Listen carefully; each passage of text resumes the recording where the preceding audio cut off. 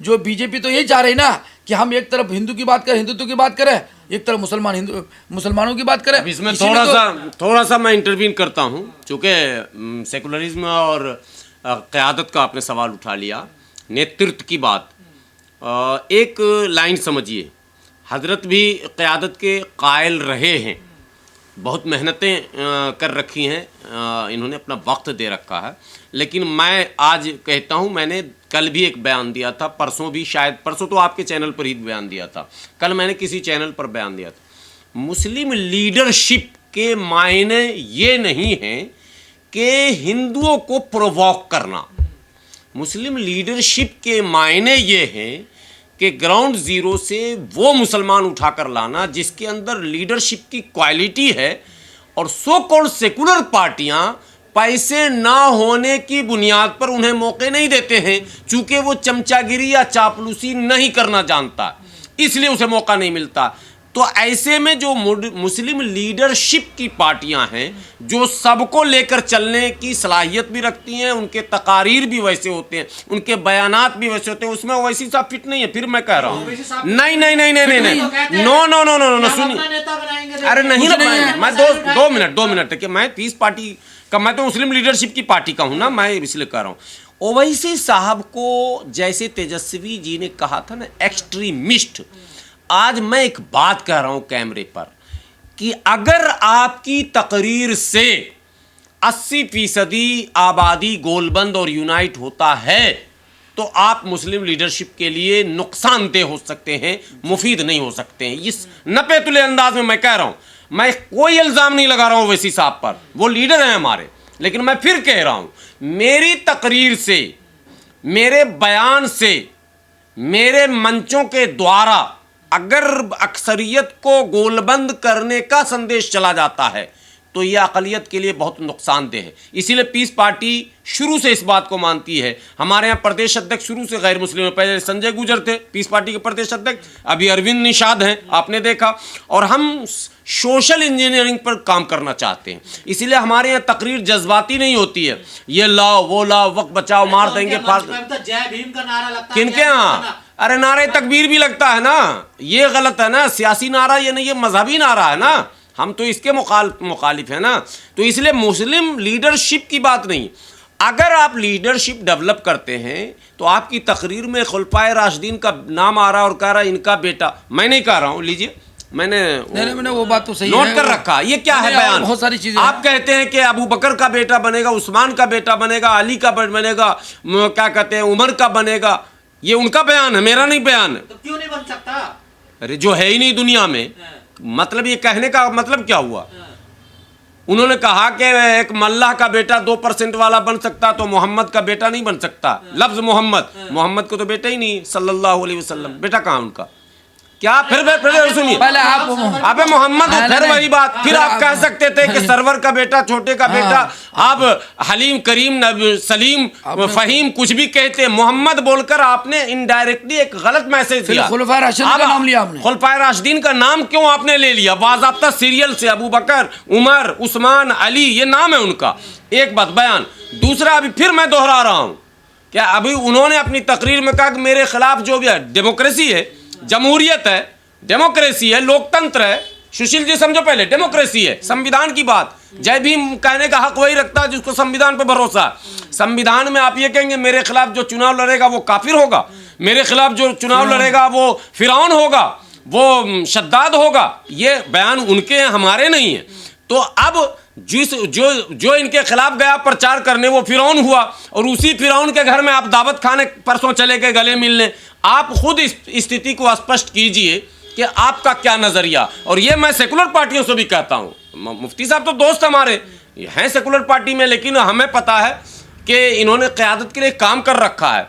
हम लोगों बैठते हैं, हमेशा मशवरा करते हैं भाई कौन सा बेहतर मुफीद होगा। इस पर मुसलमानों को गुमराह कर रहे हो वैसी, दोनों तरफ गुमराही हो गई है, तभी तो हम बीच में खड़े हो गए हैं। मसला कुछ समझ में ये नहीं आ रहा कि एक तरफ ओवैसी साहब रियल में बड़ी तेजी से शिद्दत पसंदी की तरफ बढ़ रहे हैं, मुसलमानों को जज्बाती बिल्कुल बनाए चले जा रहे हैं। इससे दो कौमों के बीच खला पैदा हो रहा, तजाद एक गैप बढ़ रहा, दूरियां हो रही मुसलमानों और हिंदुओं के बीच। वो राजनीति नहीं होनी चाहिए। मुस्लिम लीडरशिप का मतलब है कि मुस्लिम मजलिस भी बनी थी उत्तर प्रदेश में, मौर्य बीपी मौर्य जीत के आए थे लोकसभा, चौधरी चरण सिंह की सरकार में डॉक्टर अब्दुल जलील फरीदी को पहले लोगों ने उत्तर भारत में जाना है, ओवैसी साहब को, सालार साहब को बाद में जाना है। सालार मिल्लत को तो बाबरी प्रकरण के बाद भारत के लोगों ने जाना कि सालार मिल्लत हैं, लेकिन डॉक्टर अब्दुल जलील फरीदी साहब को पहले लोगों ने जाना। उन्होंने एक्सपेरिमेंट करके मुस्लिम लीडरशिप को दिखाया, डेवलप करके, जिसमें एससी के भी लोग थे, ओबीसी के भी लोग थे,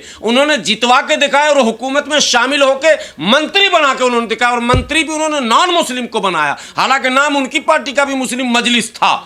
तो क़यादत का यह मतलब नहीं है कि आप बिल्कुल कल तक तो कह रहे थे 6 सीट दे दो, ढोल बजा के कह रहे थे, मैं नहीं कह रहा था, ये सब ऑन रिकॉर्ड है, मैं झूठ नहीं बोल रहा हूं। आंदोलन भी करा उन्होंने तो। आंदोलन भी किया। उसके बाद आपकी तकरीर हो रही कि मैं सीमांचल के बेटा को डिप्टी सीएम बनाऊंगा, यहां तक कि सीएम भी बना दूंगा सीमांचल के बेटा को। कैसे बना दोगे सीएम आप?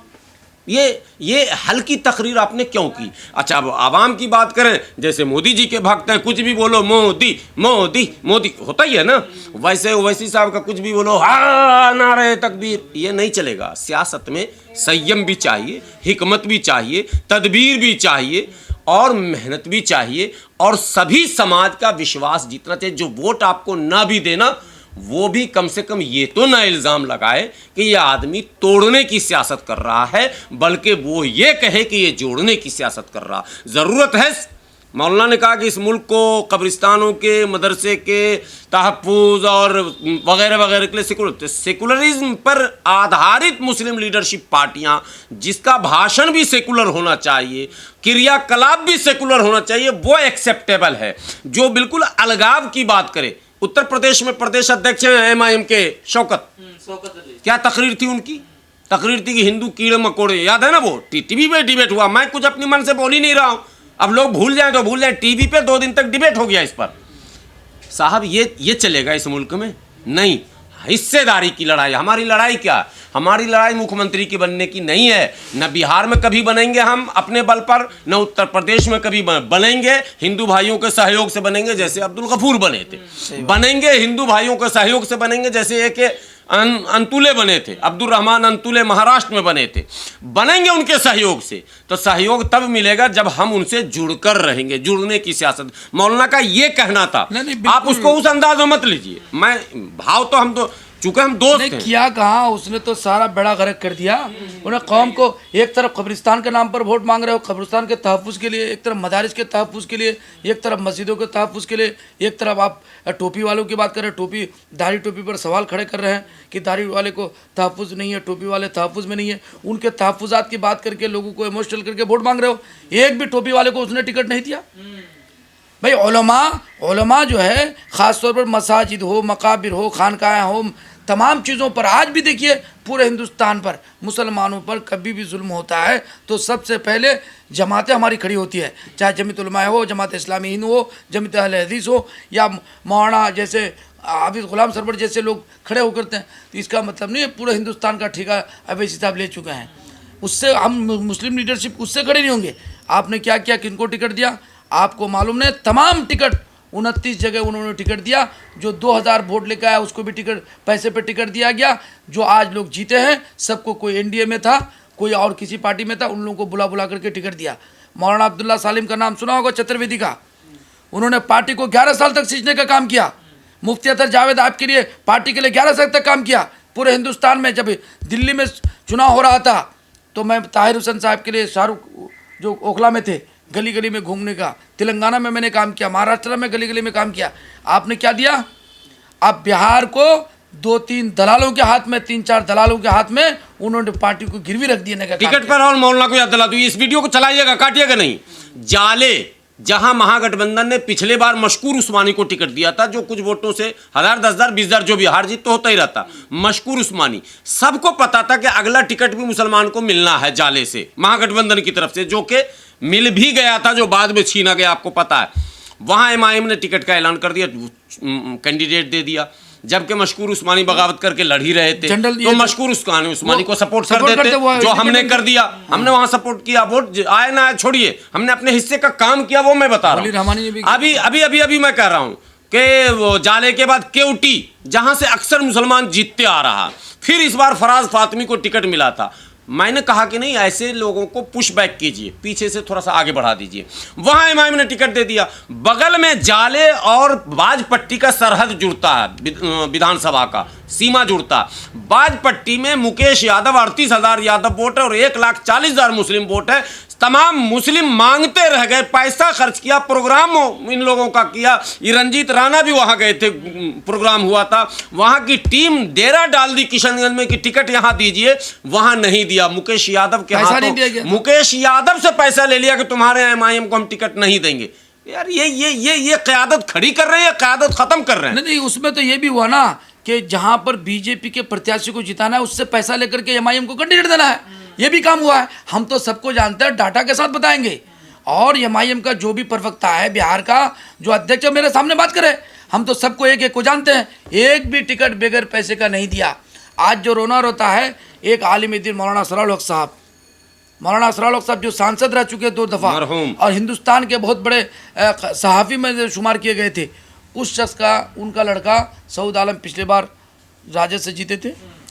और जब मेरी बारी आई थी, मैं भी उसी विधानसभा से आता हूँ, जब मेरी बारी आई, मैं जब बात करने लगा तो बिहार का सदर अख्तरुल रहमान ने कहा कि भाई वो सीट जो है गोपाल अग्रवाल जीत जाएगा, उस सीट पर हम लोग नहीं जीत पाएंगे।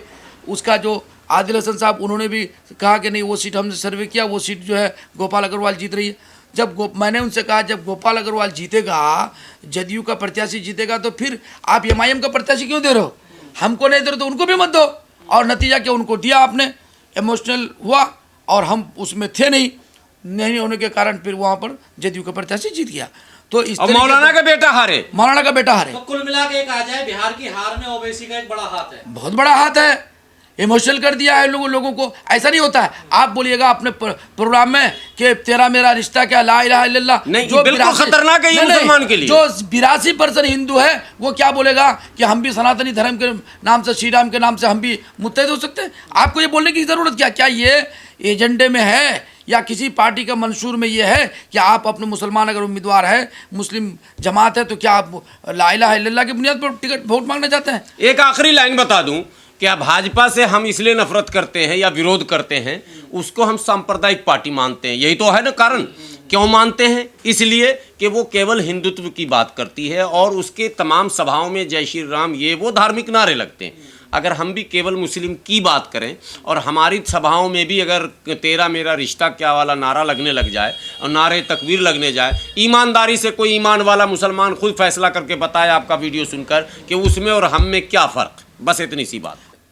तो सच्चाई तो ये है कि गठबंधन जो हम लोगों का बना, महागठबंधन, इन लोगों की सीटों के मामले में जो इन लोगों की ताख़ीर हुई है तकसीम के एतबार से, वो भी हम लोगों को पीछे होने का एक सबब बना। दूसरा ये कि एक एक विधानसभा में महागठबंधन के, चाहे वो कांग्रेस का हो, आरजेडी का हो, ये इनके इत्तेहादी जितने भी हो, अब जहाँ पर आरजेडी का है तो ज़्यादातर आरजेडी के ही लोग उसमें जाते हैं। हालांकि इमरान साहब थे कि तमाम विधानसभा में, चाहे वो आरजेडी का हो चाहे कांग्रेस का हो, तमाम विधानसभा में 2-2, 3-3 प्रोग्राम उन्होंने किया है। और इकरा हसन भी गई, उन्होंने भी किया है। तो सबसे पहली बात तो ये है कि हमारा जो सीमांचल है, सीमांचल में ख़ास तौर पर किशनगंज है, और किशनगंज में पूर्णिया है, और फिर उसके बाद अररिया है, कटिहार है। तो कटिहार से भी कोई सीट एमआईएम को नहीं आई है। पूर्णिया से भी 1 सीट आई, 2 सीट आई है। डिस्ट्रिक्ट पूर्णिया ज़रूर है, लेकिन वो विधान लोकसभा क्षेत्र हमारा किशनगंज का है। जैसे बायसी है और एक अमोर है, इसका लोकसभा क्षेत्र हमारा किशनगंज है। और इसी तरीके पर अररिया से 1 सीट आई जोकी से। जो सीटें पहले जीती गई थी वही सीटें फिर दोबारा जीती गई है। तो यहाँ हार का बहुत सब कारण है। एक तो क्या कोई आदमी 3 टर्म से 4 टर्म से जीत के आ रहा है, क्या उसी को टिकट देना ज़रूरी तो नहीं है? उसको भी बदलना चाहिए। जैसे अमोर विधानसभा में जिनको टिकट दिया गया जलील मस्तान साहब को, हालांकि उनकी जगह में किसी यंग आदमी को देना था, उनको टिकट दिया गया, वहाँ एक कमज़ोरी पाई गई। और दूसरा जो उसके अगेंस्ट में था सबा जफर साहब, जो जदयू के प्रत्याशी थे, तो वहाँ जदयू कह करके एनडीए गठबंधन की वजह से उनको वहाँ पर कमज़ोरी पाई गई। तो दोनों की कमज़ोरी का फ़ायदा उठा करके एमआईएम के प्रत्याशी ने वहाँ जीत हासिल कर दी। और उसके अलावा ये भी हुआ कि हमारे जो गठबंधन के बड़े नेता थे, जो ऊपर स्तर के फिर दरमियानी स्तर के, इन्होंने सही बात कही कि ऊपर वाले तो बिल्कुल हेलीकॉप्टर में उतर के प्रोग्राम कर दिए, दरमियान वाले कहीं कहीं गए, छोटे लोग गए नहीं कहीं पर, और जो वर्क होना चाहिए था हमारे यहाँ वो नहीं हो पाया। लेकिन उसके बावजूद भी तेजस्वी यादव ने पूरे बिहार में जो आक्रामक अंदाज में उन्होंने जो सभाएँ की है वो काबिल तारीफ़ है। उन्होंने बहुत सभाएँ किया और बहुत मुकाबला किया, और एक एक दिन में 16, 17, 15 सभाएँ करना कोई आसान नहीं है। उनकी उम्र के एतबार से, उनकी सोच के एतबार से उन्होंने जो कर दिखाया है, मैं समझता हूँ कि पूरे भारत में कोई ऐसा यंग नहीं है जिन्होंने सभा की है। सच्चाई तो यह है। लेकिन यहाँ पर हमारे सीमांचल में 5 सीटों पर जो एमआईएम को जीत मिली है, भले वो लोग जीत गए पुरानी सीटों पर, उन्होंने पूरे बिहार का खेल बिगाड़ दिया। इसलिए बिगाड़ा। आप एक बात बताइए, साहब तो कांग्रेस को वोट कटवा पार्टी कह रहे हैं, कांग्रेस को वोट पटवा, वोट काटे वरना अभी हम और नहीं, एक बात बताइए, मेरे यहाँ पर जब ये बात तय हो गई थी, जब हम पार्टी में, हम पहले आपको मालूम होना चाहिए, मैं एमआईएम में 11 साल तक था, और अवैसी साहब जो पार्टी को वहाँ पर विस्तार करने की बात, पार्टी को मजबूत करने की बात आई, तो हम लोगों ने ग्राउंड लेवल से आसमान तक पहुँचाने का काम किया। 2015 में मुझे उम्मीदवार करने की बात आई थी, उन्होंने 15 में नहीं दिया, उन्होंने कहा 20 में इंशाल्लाह आपको देंगे। जब 20 की बारी आई तो किसी ऐसे आदमी को टिकट दिया गया, वो वार्ड का चुनाव लड़ा था, उसमें हार गया, उसको बुला करके पैसे की बुनियाद पर उसको टिकट दे दिया। फिर उसके बाद हम लोगों ने सब्र किया, हमको कहा गया नहीं इंशाल्लाह 25 में किया जाएगा, 25 में भी इंतज़ार किए, पार्टी के लिए काम किए, तो उसमें 25 में भी आकर के फिर कोई जदयू का जो एनडीए में काम किया है, लगातार 15 साल तक काम किया है, और इस बार भी उन्होंने जो एनडीए में काम करने वाले लोग थे उन लोगों को बुला करके टिकट देने का काम किया है। तो ये उस पार्टी से निकलने का भी हमारा कई सबब है कि उन लोगों को दिया गया।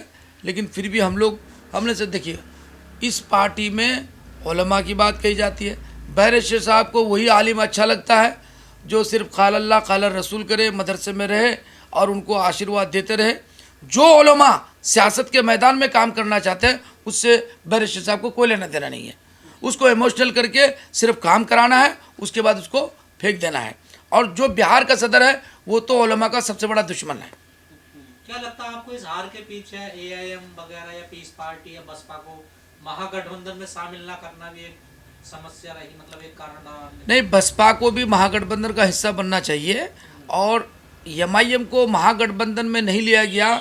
एक बात यह है कि क्या, एक बात तो उन्होंने लालू प्रसाद ने भी, तेजस्वी ने भी कहा ना कि आप जब महागठबंधन का हिस्सा बनना चाह रहे हैं, बिहार में जो मुसलमान अक्सरियत है, जहाँ पर मुसलमान 70%, 72% है, वहाँ तो आप गठबंधन की बात कर रहे हैं। क्या हैदराबाद में या तेलंगाना में कहीं हमको गठबंधन में रखेंगे, 2 सीट देंगे? तो अवैसी कहेंगे हम कहीं नहीं देने को तैयार है। क्या वो देंगे? ठीक है, अगर वो तैयार है तो अखिलेश को भी दे दे, इनको भी दे दे। तो आप बिहार में हमारी अक्सरियत को भजाने के लिए या अक्सरियत के लोगों को बेवकूफ़ बनाने के लिए आपने तो ये खेल कर दिया कि भाई हम वहाँ पर अक्सरियत है इसलिए हम वहाँ पर लड़ेंगे। तो उन्होंने बहुत नुकसान किया।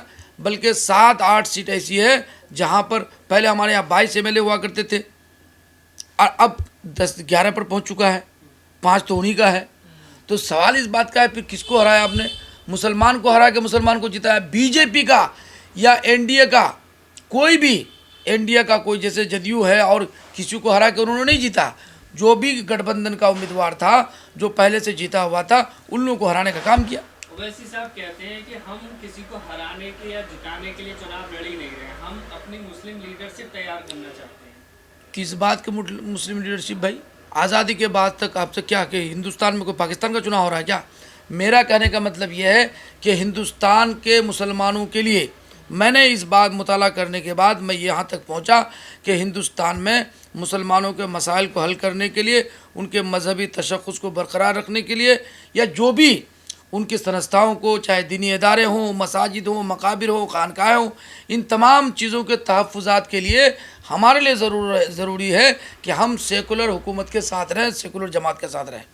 जो सेकुलर जमात है उसी में खैर, अगर हिंदुस्तान में हम मुस्लिम क़यादत कर लें, आप बैरिस्टर साहब बहुत काबिल हैं। 70 सालों से तो आप साथ ही दे रहे हैं ना, तो क्या मिल रहा है आपको? भाई 70 सालों में जब फ़िरका परस्त, एक बात बताइए, बीजेपी ने जो फ़िरका परस्ती का जहर घोला है, इन्होंने एक 82% हिंदू बिरादरी के लोग हैं, उन्होंने एक जहर दे दिया है। अब वो कहीं अगर 30% 32% भी एक हो जाते हैं तो उनकी जीत हो जाती है। आप चाहते हैं आपका नेतृत्व बढ़े आगे, आपका नेतृत्व आए आगे? नहीं, हम तो चाहते हैं भाई, हम चाहते हैं कि हमारे, आपने क्यों कहा सेक्युलर के लोगों के साथ रहना चाहिए? नहीं सेकुलर क्या, तो हम क्या फ़िरका परस्त जो बीजेपी कर रहे हैं वही करें।